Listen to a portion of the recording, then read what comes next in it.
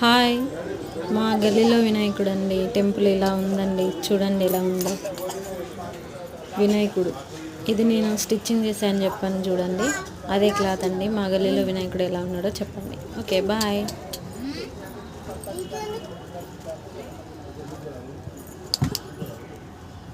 mummy